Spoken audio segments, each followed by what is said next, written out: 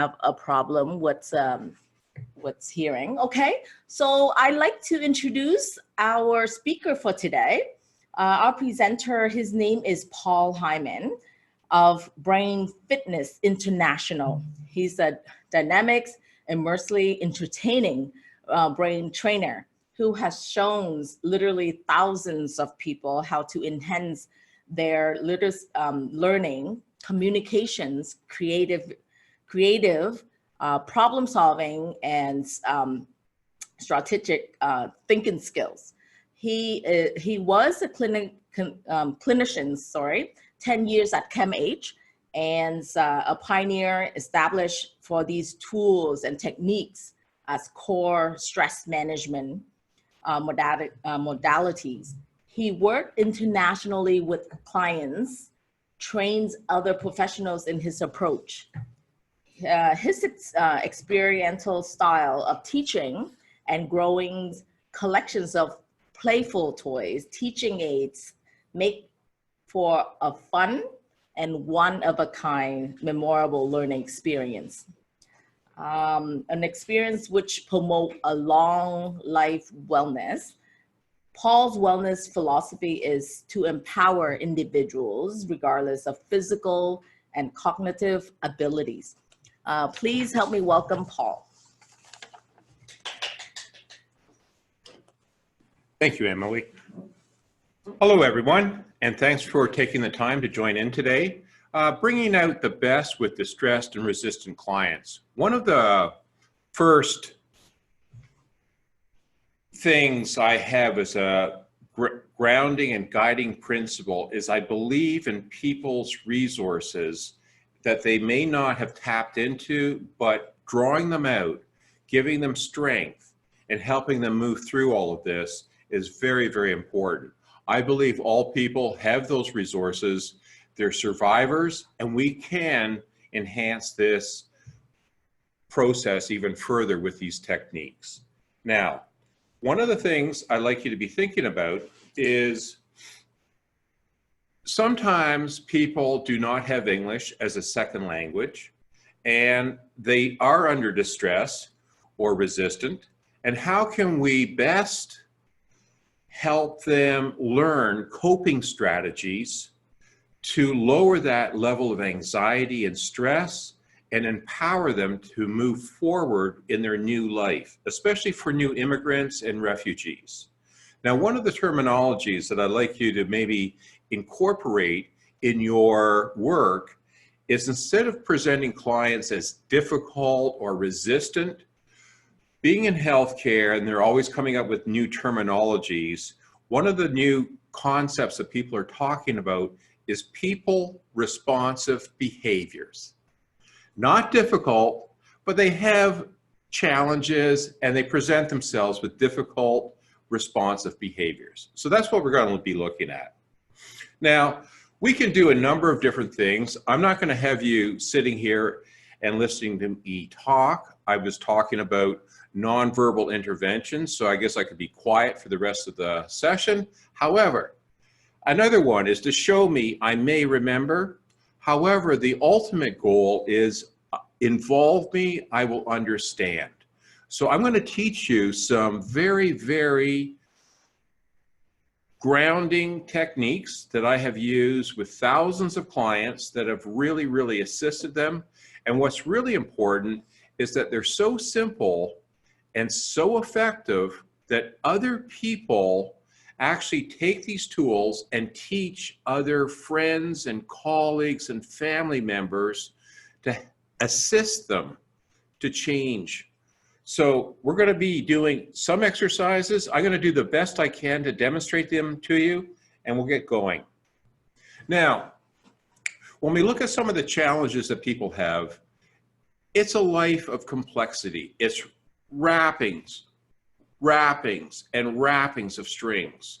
And sometimes we're working at slowly unwinding some of those strings that have people caught up in a knot, maybe unsure of what their next steps are. And we want to be able to unwind all of that. Now, one of the things that I really, really encourage people to think about is their personal resiliency. That ability to bounce back or spring back from difficult situations.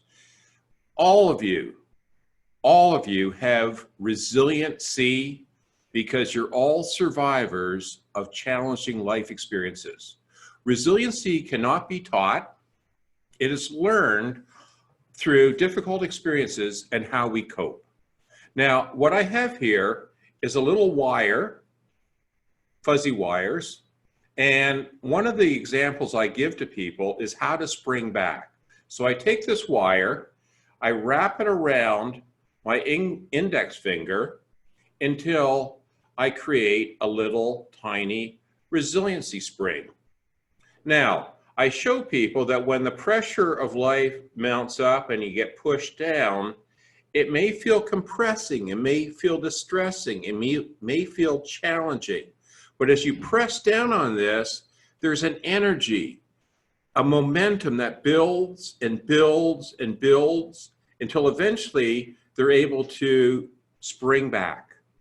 So this little spring demonstrates all that you can do to spring back from difficult, challenging situations. And I just love the picture of Mother Nature and this little plant coming through broken asphalt. Now, one of the things around looking at this is trauma-informed practice. So rather than think of people as difficult or resistant, I would like you to maybe change some of that and think about these people that have gone through incredibly challenging, difficult experiences or experience, and to treat them with empathy and to work with these people, to empower them. So one of the things that I'd like you to be thinking about is when we talk about bereavement. Bereavement is a loss. I've been trained as a bereavement facilitator, and I'd like you to be thinking about all the things that these new immigrants, refugees have had to deal with coming to Canada, and all this list of different losses impacts people significantly. One of the things that's a little challenging for you working with these people is that you don't know what their priority loss is. We can assume that, we can ask that, but sometimes these individuals will not share firsthand what they're going through. They may be very private and they don't want to disclose this, but this gives you a list of some of the things that they may be going through as new refugees or immigrants to Canada. Now, so bereavement is a loss, and grief is the experience of that loss. So again, you're looking at all kinds of different emotions that these people are going through that may appear to be resistant, distressed, and we're doing our very best to assist them. However, these are a combination of different emotions that may be going on all at the same time that we do not really understand or know about, but we're having to work with lowering things like anxiety and stress. So one of the principles that is being used now is a universal precaution for traumatic stress and trauma-informed care. Now, what is great about this is that not only is it successful and effective with people with trauma in their history, just the very principles of trauma-informed care works for everyone.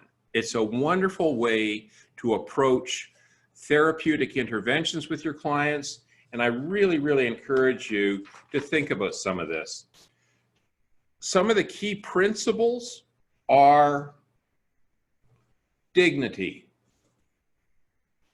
Dignity of what they have done.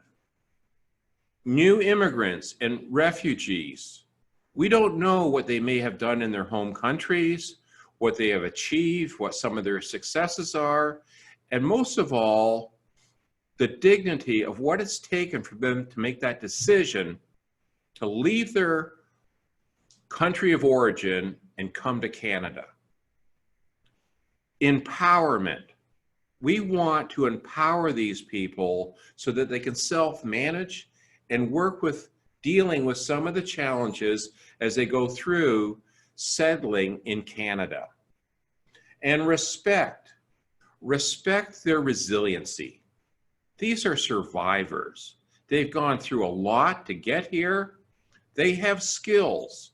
And this is one of my founding beliefs, that these people have beliefs and skills, and it's up to us to draw these out of these people and give them a sense of hopefulness rather than hopelessness. So when they tap into their skill set and they can regulate themselves, manage their stress, they feel empowered, and it builds their sense of dignity.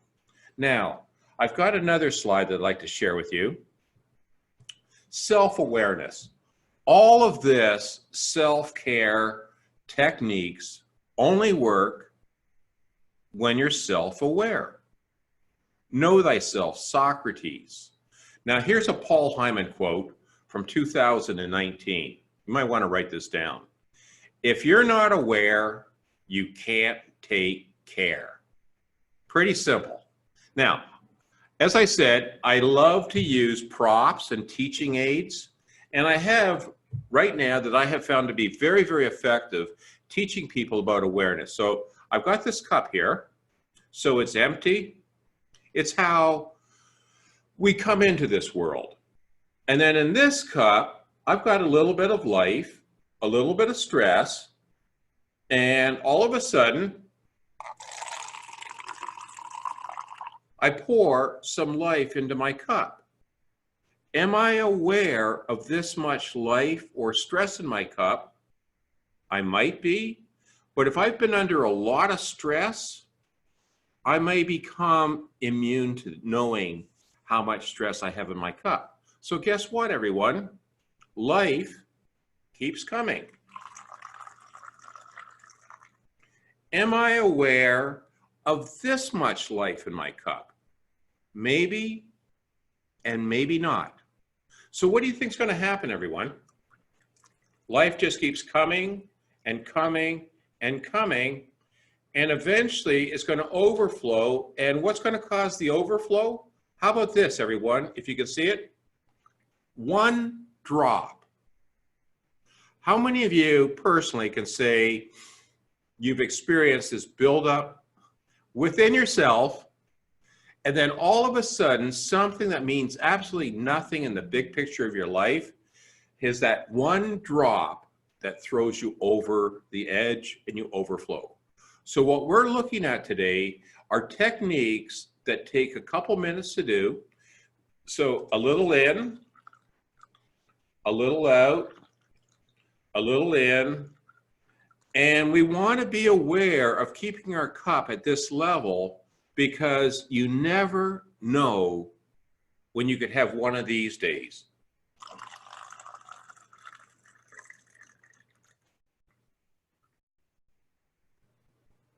And you didn't overflow. Okay? That's wonderful. Now, when we're talking about awareness, we can look at the mind, the body, and behavior. Now, different people have different understandings of what they're aware of.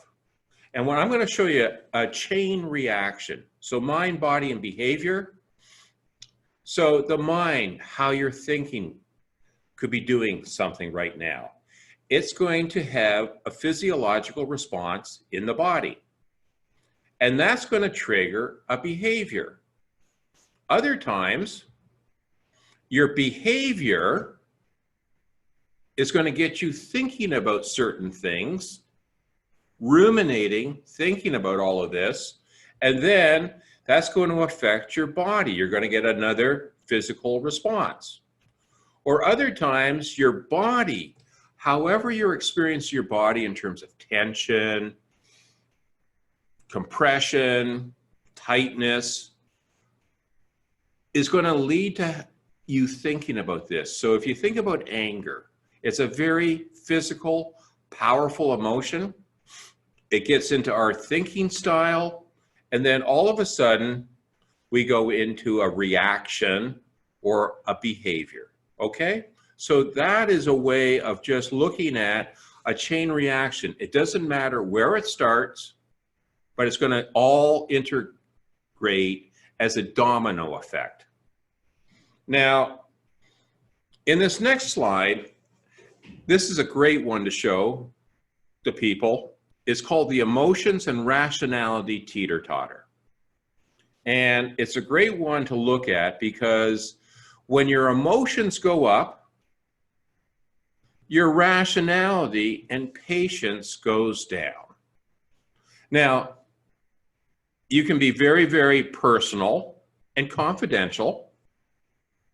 But how many of you can say that you have done something irrational because you have been emotionally charged up and your rationality drops down? Now, I don't know what may trigger that. If you do online purchases on the internet, in the moment, you might be really, really excited by it. Your emotions are up. Maybe your rationality is going down a little bit. However, what I want you to realize is that the clients that you're working with that are distressed or resistant are in a heightened state of emotions, and their ability to listen, to understand, and their patience is going to be dropped down. So what we really want to do is take this teeter-totter with the skills I'm going to teach you to bring it back to a sense of balance. Now, how many of you can say, working with clients, you've had this of an experience? Now, as I said, I love working with teaching aids or toys, and I find metaphors, therapeutic metaphors and toys extremely well to get the point across. So I have my little flying monkey here, and it goes like this.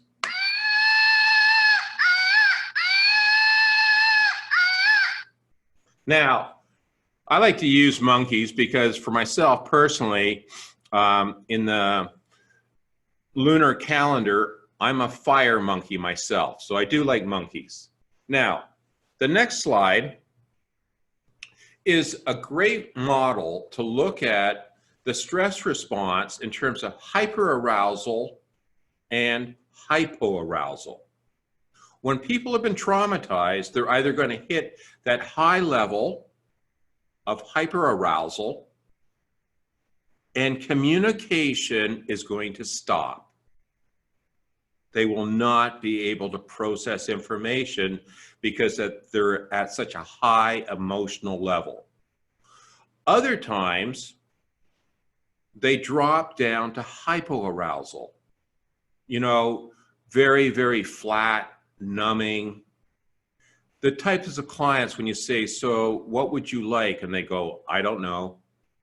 Would you like to do this? I don't know. How about this? I don't know. Or sometimes they can be completely quiet and not say even a word. Your ability to work with these people are significantly compromised. So what I have here is another little toy to show you. So here's hyperarousal. Have you ever seen that? The eyes just absolutely stunned with whatever's going on. I like the little tooth, and I got this little lamb here, and this is showing hyperarousal. However, sometimes we're dealing with people that are hypoaroused. They can't move. So our job is to work somewhere between here and here and modify that person's level of emotional arousal. Now, what we're really wanting now is, what do we do? How do we do this? So we want a modulation model. We want to be able to accept the fact that some people, some moments interacting with them may become hyper. Other people will become hypo. Now, one of the best things that I like, and you can get some toys too, is my little slinky. Now, obviously, if I go all the way out like this, I'm getting to the extremes of either hyperarousal or hypoarousal. What I'm constantly looking at is how do I manage this to bring it back into this window of tolerance, optimal arousal, that you can work with that person without these extremes, okay? So this is a very, very good demo to show clients the states of hyper and hypo arousal. Now, I've got another example of this for you. So ideally, what we want to do is to be able to sometimes stop and think and learn. How many of you can say people may have a multitude of different thoughts going on in their mind all at once? You know, sometimes there is a Chinese saying that it's almost like you have a herd of stampeding horses going through your mind. And what you want to be able to do is slow down that thought process so that you can just stop and think through the challenge. The other style of learning is when you've learned something, it's part of that resiliency. You're confident. You have these learned skills that give you that ability to move through the world because you've learned some of these coping strategies. So ideally, what we're looking at is stop and think and move and think. This is the combination of what we're really attempting to do to bring back the potential for that individual to move forward in their life. Now, I've got a way of looking at this, and I would always say, and you might want to write this down, stability before mobility. How many of you can say you've had some clients that quickly catch the concepts of what they have to do, but they haven't built a foundation? They don't have the support, the foundation to take the next step. And as this little cartoon shows, they're stepping out into thin air without any support underneath them. So how do we build support? Now, I've got this learning developmental hierarchy, and this is how I use this for brain development. The number one building block that we all go through as young children is primitive reflexes. And that is it safe? Because if it's not safe, we're kind of recoiling backwards, we're contracting, we're getting tighter. We want to feel safe. Now, that is a very important concept when you're working with new immigrants and refugees. How do they feel safe? And that's a challenge. The next level that we go through in development is, do we have balance? Are we grounded? Are we balanced mentally, emotionally, physically, and have that stability? From there, we go into another stage of brain development where we're looking at motor patterns. So we're moving our bodies, gross motor, large arms and legs, and smaller skills. And each one of those is going to have an effect on rewiring or wiring the neural pathways in the brain. The next stage is looking at higher brain functions such as sight, hearing, tactile touch. And above that is language, everyone, the ability to speak. And what my experience has been working with traumatized people, they may talk, until I have them for a private session, and I'll say, so what's going on? And no longer are they able to communicate and talk, but I get this,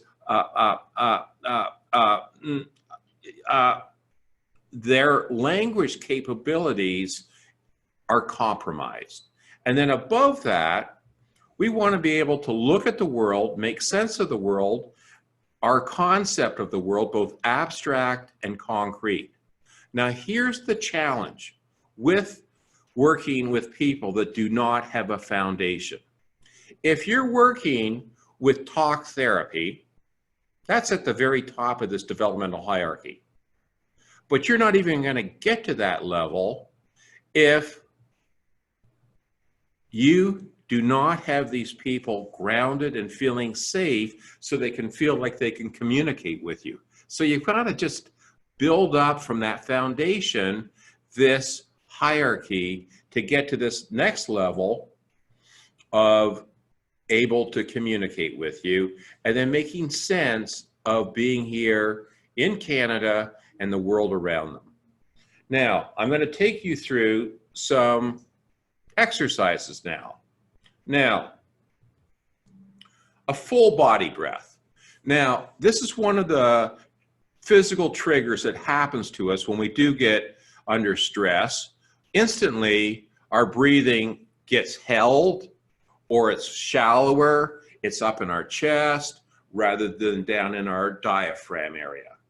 And what I have here is another toy. And every cell of your body right now is breathing. And this is dynamic. We're never out all the way like this all the time.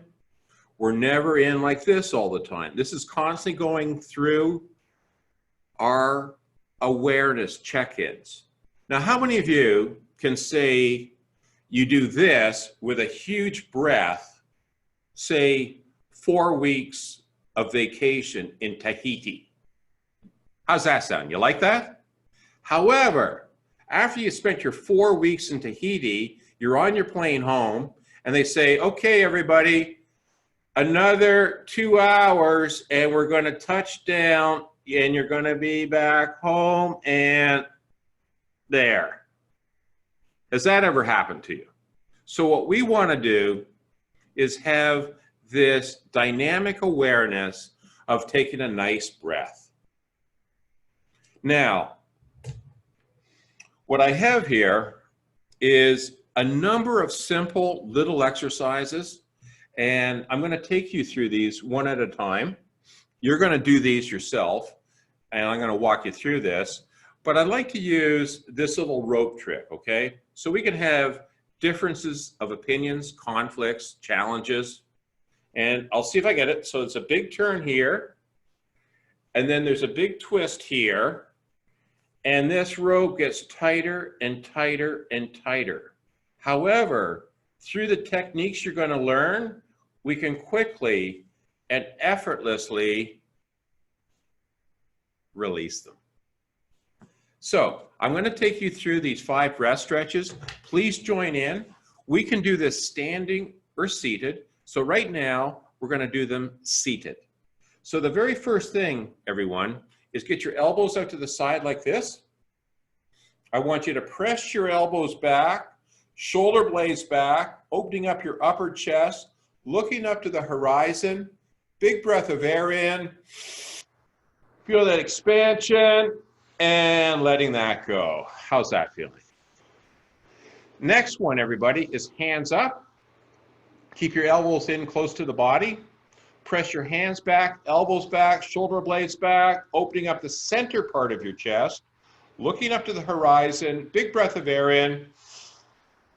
Feel the expansion and letting that go. Okay? The next one, you can put your hands behind your back, or hold on to the back of the chair, sitting up nice and tall, looking up to the horizon again. Take a nice deep breath of air in. Feel that really opening in your upper chest. And letting that go. Okay, now I know it's this time of day. So if you have to breathe and yawn, I'll take that as a compliment. Now, the next one is to stretch out the muscles between our rib cage, intercostal muscles. So everybody, hands straight out in front. And I say to people, if you like a movie, 2 thumbs up. If you don't like a movie, 2 thumbs down. Now, cross your arms. Bring your palms together, interlock your fingers, reach up, everybody, and lean over to one side. Keep pushing your arms out. Feel that stretch and breathe. And up and over to the other side, breathing and stretching. Push those arms out and letting that go. And notice how that feels. Now, the most important one after is number 5. Cross your arms, or I like to say, give yourself a hug, and reach up over your head and say, I love me. Come on, everybody. I love me. I love me. All right. So let's just go through this one more time. And like I say, the more you do, the easier it gets, especially when you're looking at this tensegrity ball. If a person's starting to really close down because of some of their life challenges, you really want to give them the opportunity to expand themselves to their full potential. So one more time, everybody. You can maybe do this standing or seated, but again, elbows out to the side, press them back, looking up to the horizon, big breath of air in, and letting that go. Hands up, elbows in, press your elbows back, hands back, shoulder blades back, looking up to the horizon, big breath of air in, and letting that go. Next one, everybody, is put your hands behind your back, hold on to the back of the chair if you want to, sitting up nice and tall, looking up to the horizon, feel that extension of your spine, and breathe. And letting that go. Okay, next one, number 4, hands out in front. Remember, thumbs up, thumbs down. Cross your arms. Bring your hands together. Reach up, lean over to one side, breathing and groaning. Stretch. Up and over to the other side, breathing and groaning. Stretch. And letting that go. And then, of course, the last one, the most important one, is cross your arms. Raise your arms up over your head and say, I love me. I love me. Good. Now, I always say to people that can't say, I love me, then choose your favorite politician. Now, a couple things around developing awareness of the breathing, because we want to keep that juggling of that cup, some in, some out. So how I teach people this awareness of breathing is to place one hand on your belly button, the back of your other hand on your low back, and breathe. And notice if you feel movement front to back, your belly and movement in your low back. And the reason I invite you to notice movement in your low back is the largest muscle for breathing, the diaphragm, is partially attached to our low back. So that's one awareness piece, front to back. Next one, everybody, is place your hands on your rib cage. Now, as you breathe in, notice if you feel any expansion with your rib cage going out and in with each breath. And we'll take it to another level, everyone. How many of you are still aware of breathing front to back? Now, it's a little bit of a, I guess, level 2 awareness. Take your hands away, everybody. Take another nice breath in. And finally, the third dimension is up and down. So as you breathe, notice if you feel a slight rise in your shoulders. And out. Do you feel that? Our shoulders come all the way up here. So when we take a full breath in, Notice a slight rise in the shoulders. And as we exhale, a drop in our shoulders. So those are some awareness techniques I share with people to be aware of their breathing. Now, the next technique I'd like to share with you are 6 Tai Chi breath stretches. Now, Emily introduced me, and one of the other things I've done in my life is I was a professional musician for 15 years, playing trombone. And the last 9 years of my career, I worked in Hong Kong playing with the Hong Kong Philharmonic. And every day in Hong Kong, I would see people out in the park doing Tai Chi exercises. So I'd like to take you through these 6 stretches, all right? Now you can do this seated or standing, but since I'm seated, I'm just gonna do it here. So everybody, feel your feet on the floor. And feel your big toe, little toe, side to side, that connection. So that's one arch. I'd like you to feel your big toe to heal that inner arch. And I'd like you to feel your little toe to heal your outer arch. So it's a 3-point stance. So if you're sitting there or standing, I want you just to do a little tiny twirl, left or right, as if you're doing a little hula hoop, and then change direction, go the other way. It doesn't have to be very big. And I like to suggest sometimes how you practice this for yourself. The next time you go out grocery shopping, and you might be in that express lane where they say 12 items or less, and the person in front of you, you're counting 15, give it up. Just do your hula hoop. All right, now, here are the 6 Tai Chi breath stretches. Everybody, have your hands straight out in front at shoulder height. And as you breathe in, just bring your arms up to shoulder. So breath in, palms away, like you're separating a curtain. Breathing out. Now, palms up. Big breath of air in, like it's over your head, like a big ball of sunshine and energy.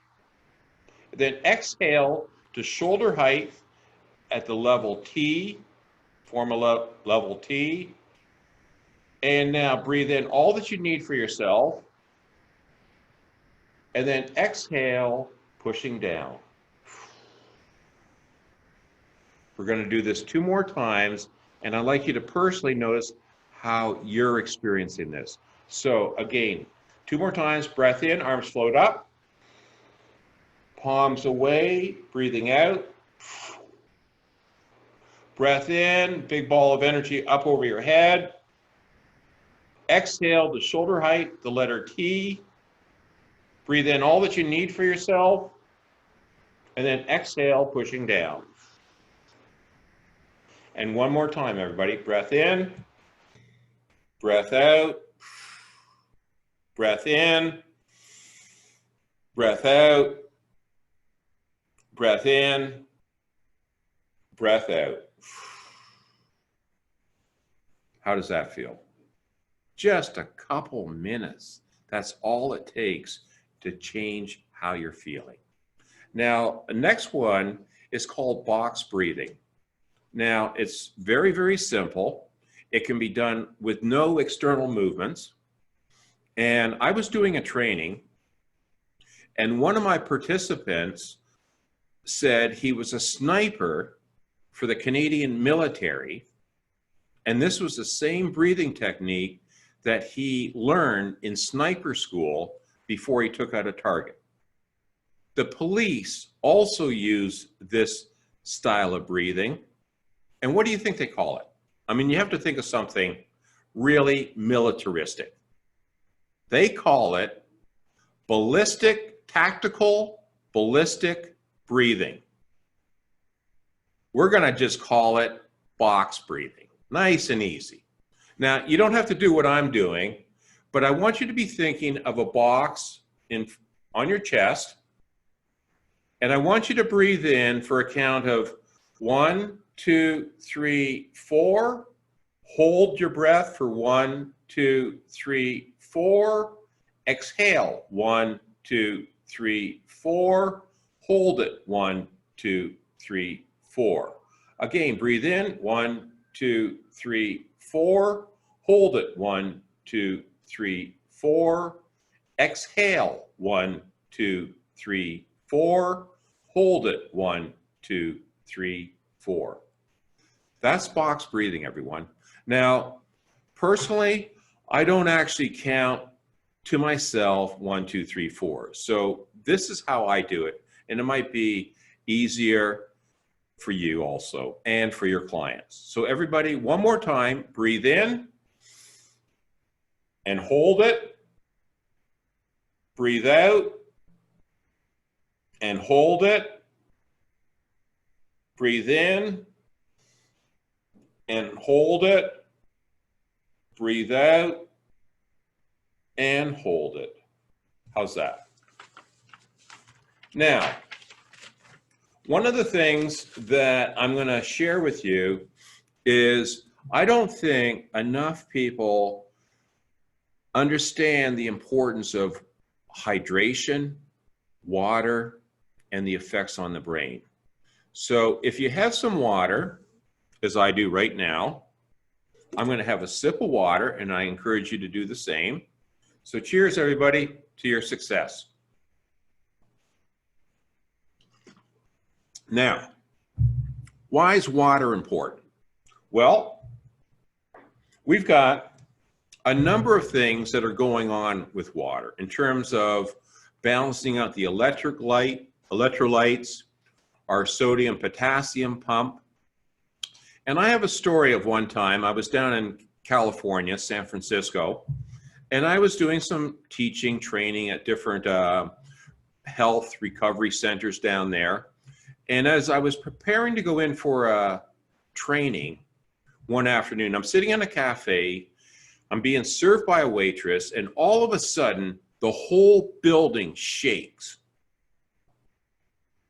My waitress runs outside and says, "Oh no," came back in and said, "Somebody get me a glass of water." Now this crash into the building happened 2 stores away. It was an elderly woman who had just got her hair done. She had her car in drive, stepped on it, and drove right through the hair salon. And the very first thing my waitress did was come in, ask for a glass of water, and took it out to this woman who fortunately was not injured, but was quite shaken up. Afterwards, I said to her, "Why was it that you specifically asked for water?" And she says, "One of my best friends is an instructor for emergency medical services, EMS, and that's one of the very first things they offer a person to balance out those electrolytes in terms of what that person is going through in a very traumatic, stressful situation." So the very first thing I encourage you is to get your clients to drink water. Now I have a little bit to show you that one of the things I like to show is before water. So when you look at this biofeedback, the blue line represents the beta state. The red line represents the alpha state. Now, beta is around 12, 25 cycles per second. Alpha is around 7 to 12, okay? This is right after water. It goes right through the blood-brain barrier. That's right after water, everyone. So what do you see? You see a higher degree of alertness and focus. That's the blue line. And you also see an increase of the red lines, which represents the alpha state. Now, sometimes I use this little tiny energy ball to demonstrate hydration. And I'm just going to show you this, but it's a great demonstration to show people the effects of water, to get people to join hands, touch one metal strip, touch the other metal strip, and you get this connection. You put your finger in water, it still maintains that connection, and you will turn on this little energy ball. And what I say is the brain is both electrical and it's chemical. So we want to improve that transportation of messages across our neural pathways. Now, the next one I'd like to show you is our central nervous system.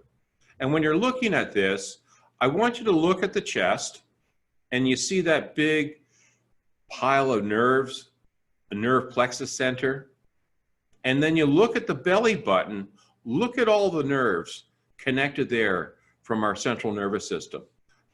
Think about it. That's our very first connection to life.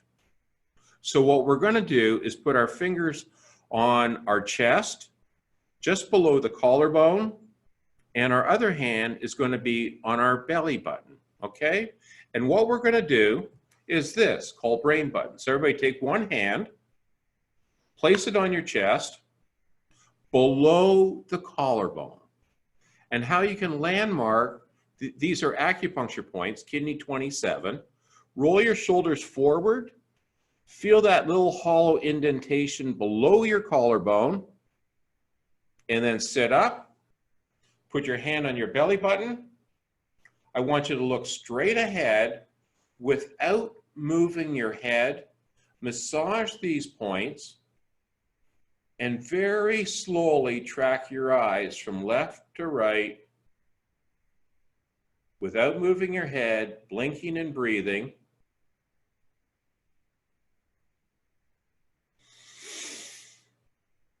And we do this because under a stress response, we have what we call ocular lock. Our eyes freeze on us, or people sometimes describe it as the deer in the headlights. So just tracking your eyes from left to right. And now we're going to switch hands.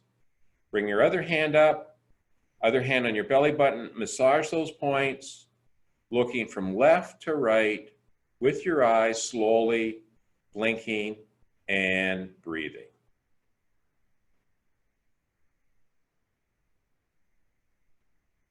And let that go.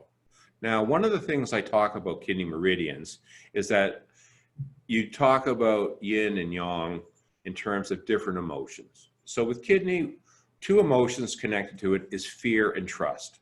So I like to say not only is it brain buttons, but I call them the oh my points. Like if an explosion went off right now, oh, what happened? It's that natural hand on your chest.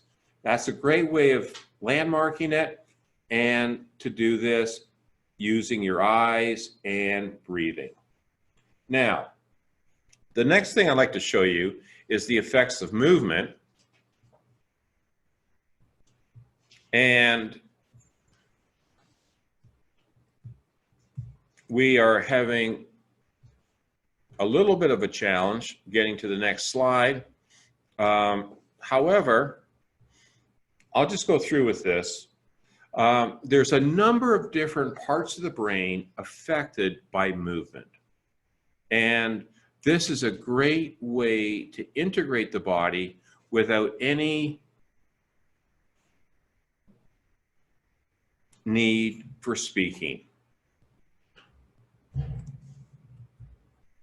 So one of the things I'd like you to, there we go. So thank you. Now, look at all those areas that are being affected by breathing, by movement, okay? So we have everything being integrated. We have our brainstem, cerebellum, we have our midbrain, our limbic system, and then we have our higher senses, the neocortex. Now, one of the things that we can do is, I like to say, the more you use these techniques, the less you need them, because you're developing neural pathways, reinforcing neural pathways. We can wire ourselves for resiliency. I was a guest speaker in Houston, Texas, a few years ago in a world conference, international, on accelerated learning. And one of the other guest speakers was a neuroscientist who showed a slide that she received from the Chinese doing research about the brain. And this was unbelievable. Within 20 minutes of doing a new physical activity, you could see these microscopic little bumps being formed on that nerve, which is the potential of new neural pathways being developed.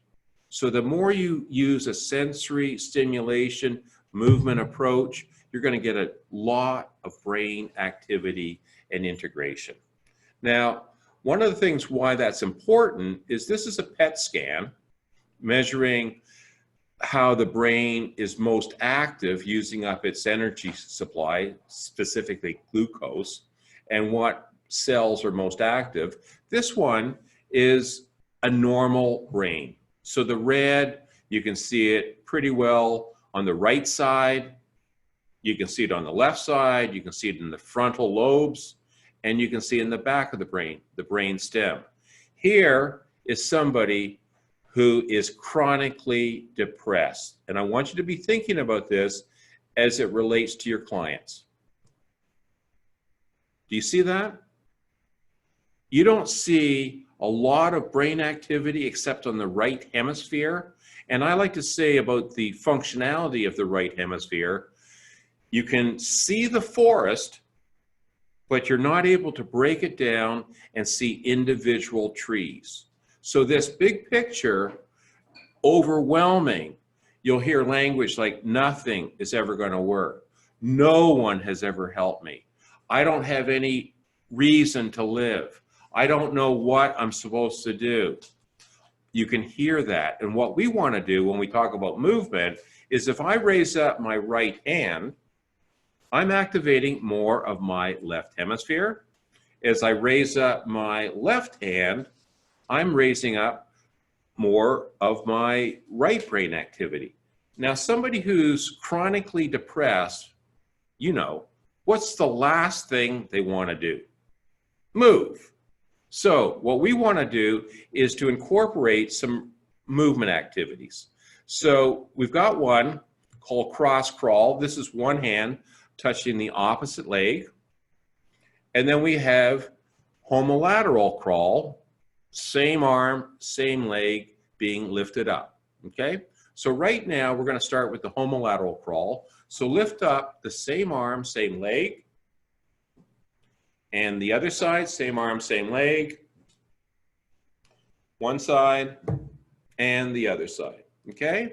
Now take one hand and cross over and raise up your opposite leg, cross over, raise up your opposite leg, great, and you're going opposite. Now, I'm going to give you a little homework right now, everybody. Take one shoulder and roll it back. So you're activating more of the opposite hemisphere, everybody. And now take your other shoulder and roll that back. You're activating more of the other side of the brain. Take the other shoulder, roll it forward, and take the other shoulder and roll it forward. You've got that? Now, here's your homework. Take one shoulder going back and your other shoulder going forward. Now, if this is a little challenging, that's great. You can wire the brain for this, but it might be easier to get that other shoulder going forward and your other shoulder going back. Have fun, everybody. And I like to use the word fun spelled F-U-N-N. Functional understanding, not necessary. Now, we've got a little exercise here for you. And what we're going to do is we're going to go 10 times cross crawl, 8 times homolateral crawl, 6 times cross crawl, 4 times homolateral, and we always want to finish with an integration between left and right opposites. Okay? So if everybody would like to take one hand, take your opposite knee, and we're going to count it 10 times. Ready? 1, 2, 3, 4, 5, 6, 7, 8, 9, 10. Switch. Same arm, same leg. 1, 2, 3, 4, 5, 6, 7, 8. Switch. Opposite. 1, 2, 3, 4, 5, 6, and finally 1, 2, 3, 4, and last one, 1 and 2. How'd you make out? Anybody kind of get a little bit whatever like that? It gets easier. Now, of course, maybe in certain public areas, you might not be doing this for people to see you. So here's another thing we can do. Everybody, take your thumb and index finger, squeeze it together, and raise up the toes of the same foot. Just raise up your toes and release. Take your other hand, squeeze your thumb and index finger together, and raise up the toes of the other same side. Okay? Now, to do the crossover, squeeze, say, your right hand, thumb and index finger together, and raise up your left toes and release. Squeeze your left hand, thumb and finger together, and raise up the toes of your right foot. So this is another way that you can do this as a brain integration. Now, it will take you a little bit more concentration. We have more neural connections in the hands and the feet. And do you realize that we have almost half the bones in our body in our hands and in our feet? So play with it. It's really a lot of fun. Now, I just wanted to show you this little picture because it works for people of all ages. This is a little child, 7 years of age, grade 2, and they say, my favorite BG activity is cross crawl. And this child understands that awareness. I like cross crawl because it helps me think. Now, whatever that means for a 7-year-old, they realize that their brain is working better. Now, the next exercise is called Meridian Connection. All the meridians that we use in acupuncture start and stop at the hands and the feet. Now, there's 2 parts to this, everybody. Bring your hands out, straight out in front. Thumbs are down again. Cross your arms over. Bring your hands together and just roll it in. Rest it on your chest. Now cross one leg over the other ankle. So cross your ankles.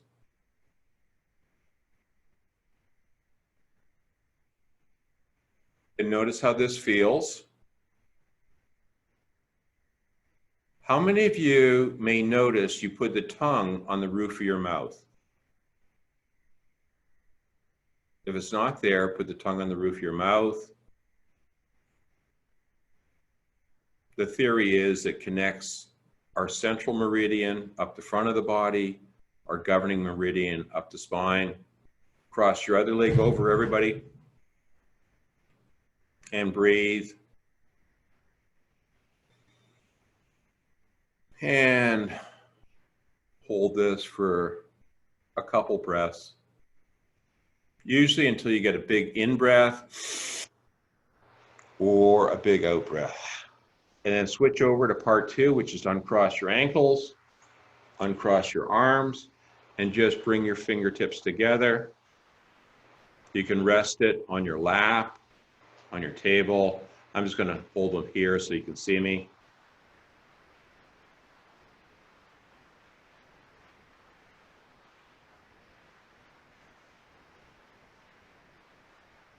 And notice how that feels. Now, there's a couple things that you can do.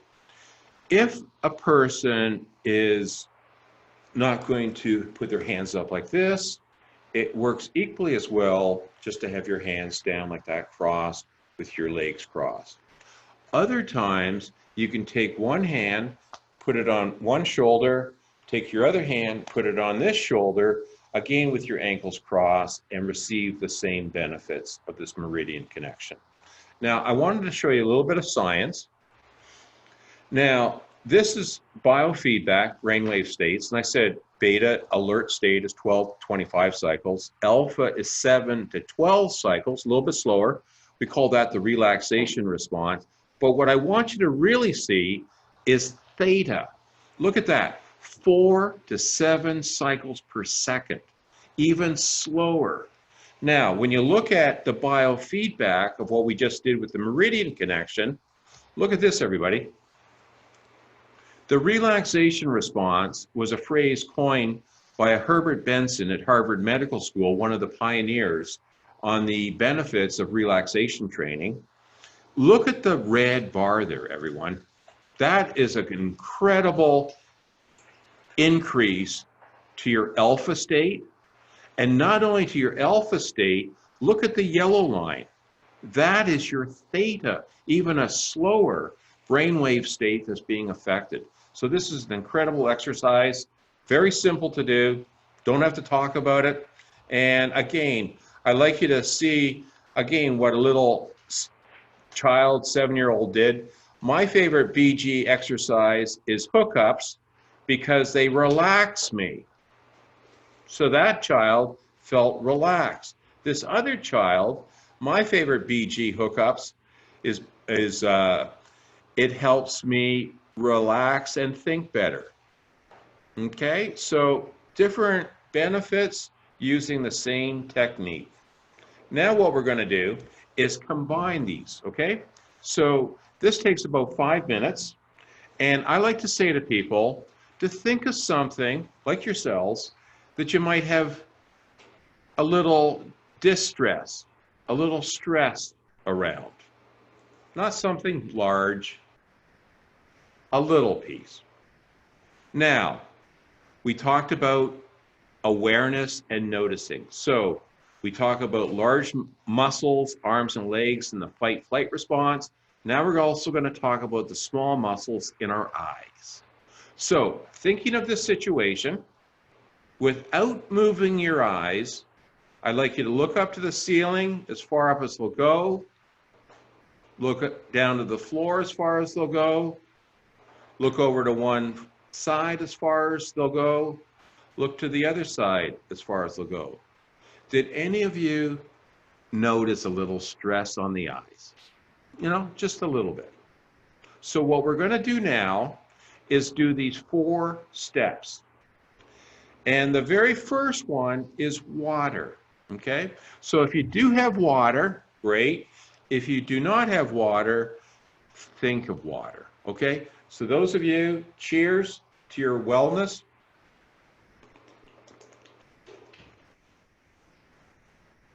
The next one we're going to do, remember, hands on our chest, collarbone points, hand on your belly button, look straight ahead, massage these points, and track your eyes from left to right without moving your head, blinking and breathing.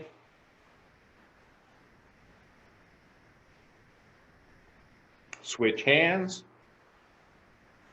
tracking your eyes from left to right, blinking and breathing. And just notice how that feels. The next one we're going to do, everybody, is we're going to do the cross crawling. So we start off same arm, same leg, a couple like this, or now crossing over. Or what you can do is squeeze your thumb and index finger of your right hand, raise up your right toes, release. Thumb and index finger of your left hand, raise up your left toes. Right side, same side. Left side, same side. Now, right hand, thumb, and index finger together. Raise up your left toes and release. Squeeze together your left hand, thumb, and index finger. Raise up your right toes. Okay? Now, finally, we do the Meridian Connection. Again, cross one ankle over the other. Hands out in front. Thumbs are down. Cross your arms. Bring your fingertips and hands together. Roll yourself in. Sit in the back of your chair. Tongue on the roof of your mouth. And breathing.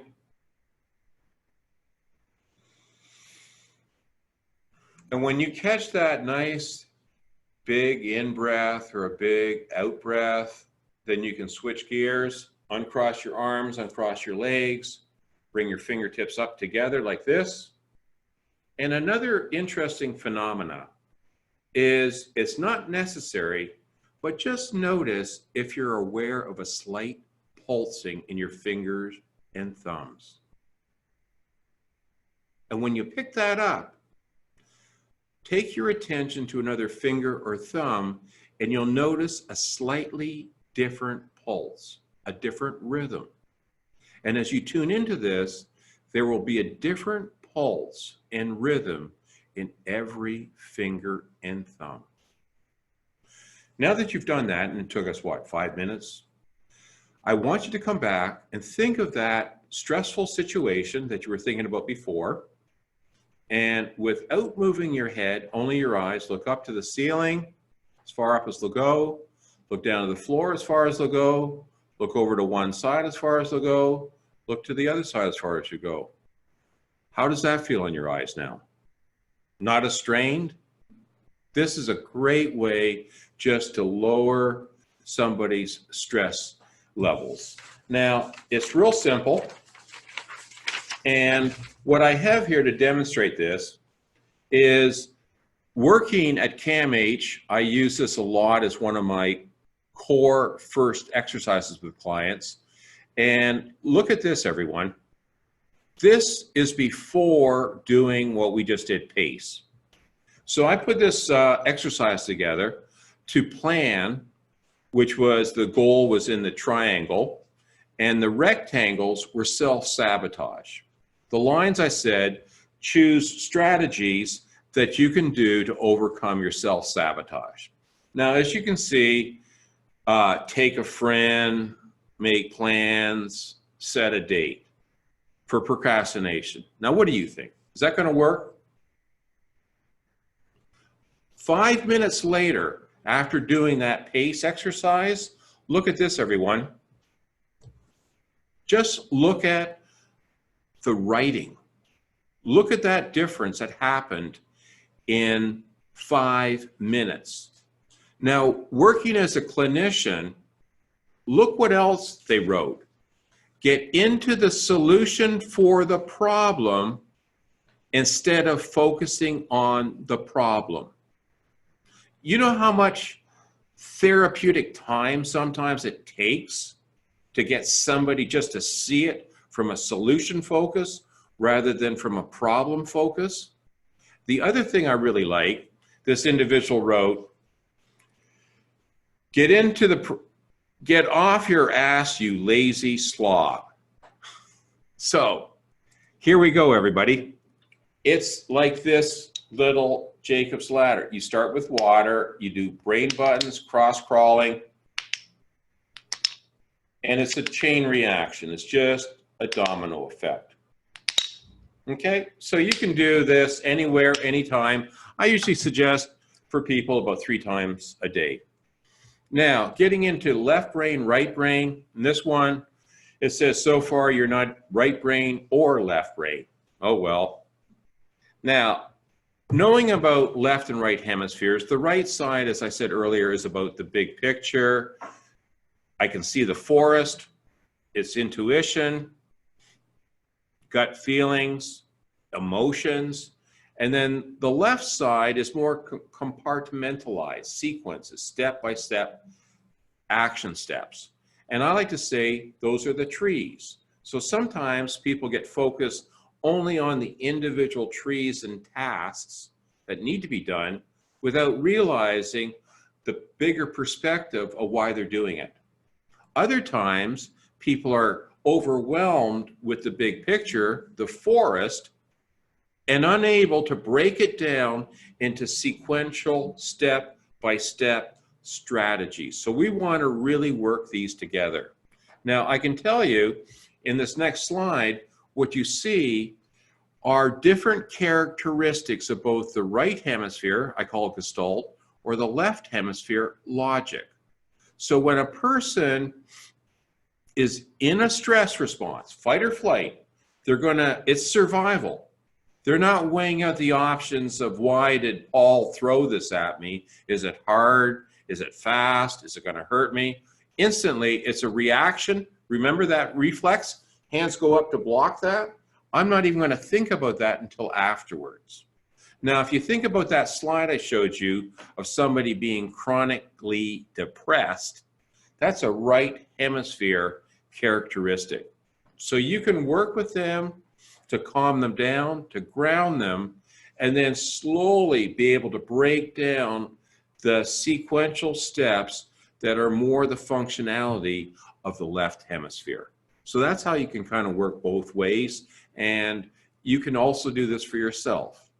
Now, one of the things I like to show you with this left and right hemisphere, how people can integrate this into their lifestyle, is take your hands, everybody, and just bring your hands together. Nobody had to think about this. Feels pretty comfortable. Open your hands and reverse your finger positions. Now, how many of you are saying, what do I do with my little finger down here?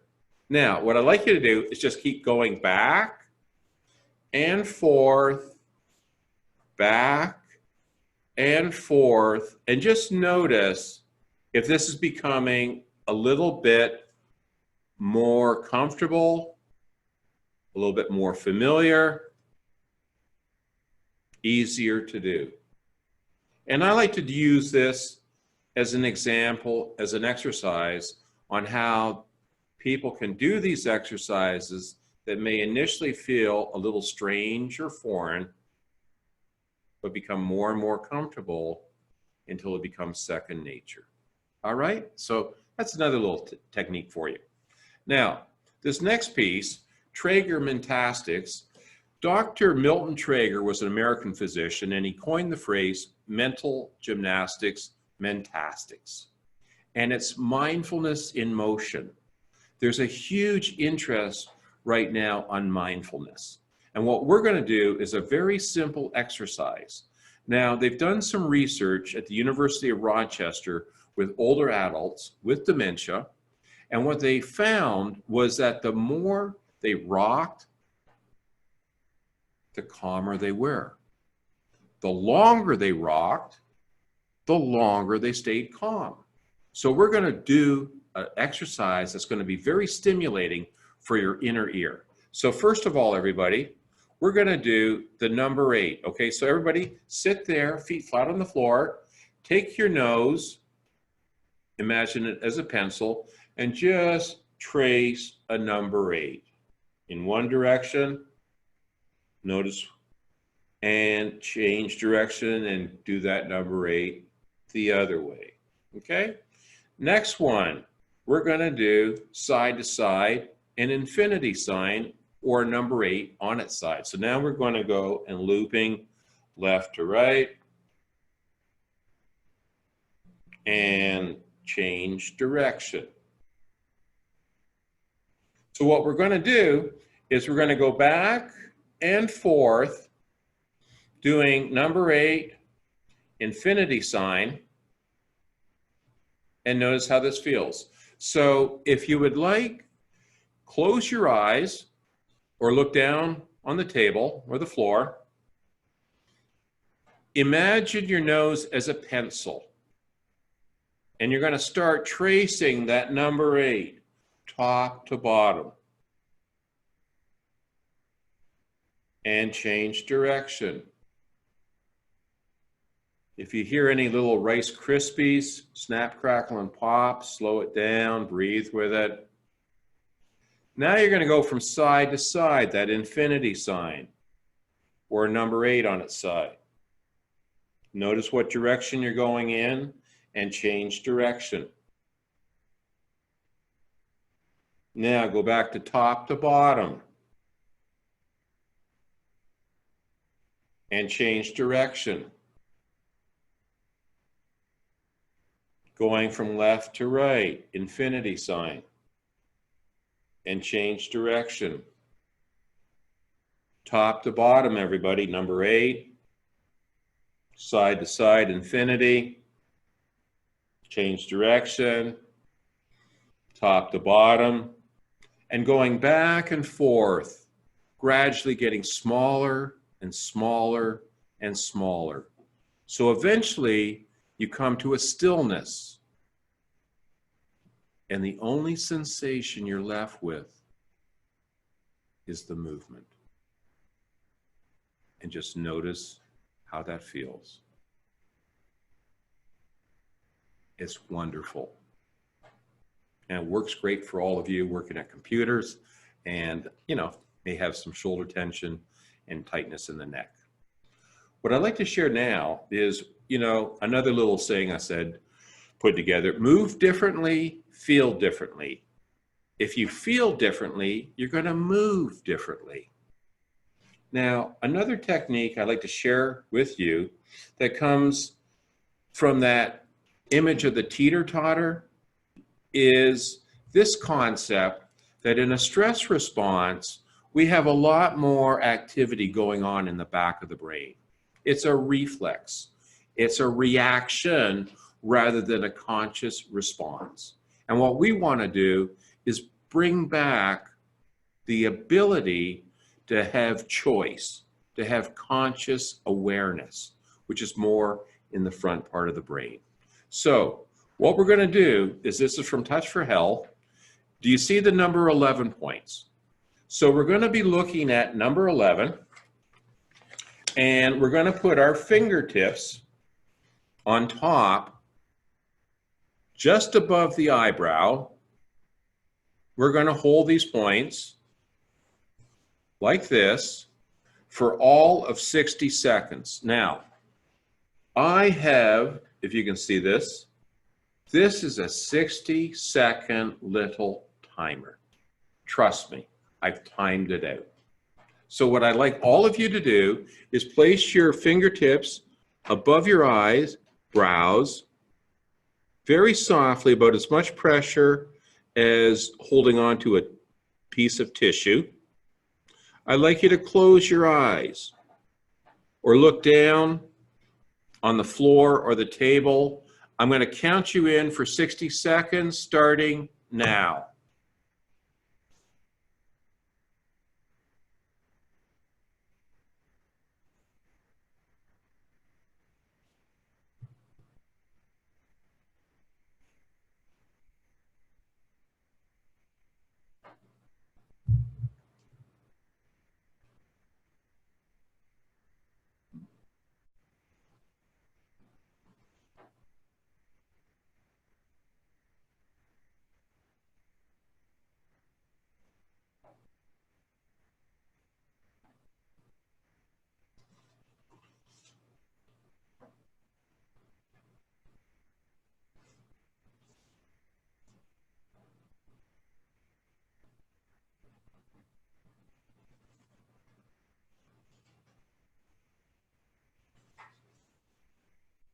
And time, everyone.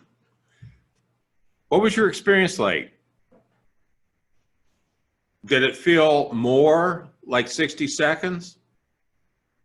It's a great, great technique that you can use. And so when you're looking at how you can combine different techniques, you can use eye rotation. So some of you may be aware of EMDR, eye movement desensitization reprocessing. You can hold these points here, look up at 12 o'clock, look down at 6 o'clock, look to 9, to 3. Find one of those quadrants that are straining your eyes, and then just go around the clock, clockwise or counterclockwise. So you can combine these with these techniques, put some music in, and getting close to the end, keep calm and think positively. I have put down all the exercises that we have covered this afternoon. In fact, talking to Maria, I actually have this as a handout that we can send to all of you, so it can be part of your therapeutic toolkit. So we've got all of that listed. And I'd like you to be thinking of your work with new immigrants and refugees, supportive new beginnings. And I have this little bird here that maybe from how you started today at 2 o'clock, there has been, or you've seen, a transformation, and you're all now wise owls. So, in closing, take the first step. There is a saying, a journey of 1,000 miles begins with the first step, Sun Tzu. So in summary, the 4 basic concepts we've talked about: functional movement stimulates the brain, stress definitely inhibits learning, learning blocks can be released, and coping strategies enhanced by brain fitness activities, and 4th, self-awareness is a personal feedback mechanism to know when you need to use some of these techniques that just take a few minutes. So in closing, I trust you're all a little older and wiser about nonverbal body-centered techniques to help manage emotions. And it's been my pleasure to share this with you. It has worked extremely well over my years working with thousands of clients. I trust it works well for you. There is a little bit of an evaluation. So this is the end of the webinar. I'd like to thank you. A little bit of an evaluation. And my name is Paul Hyman, and here's my contact information.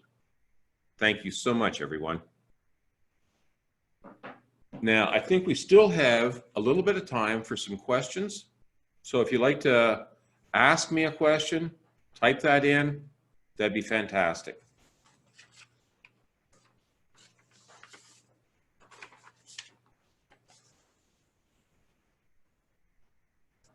There must be some question.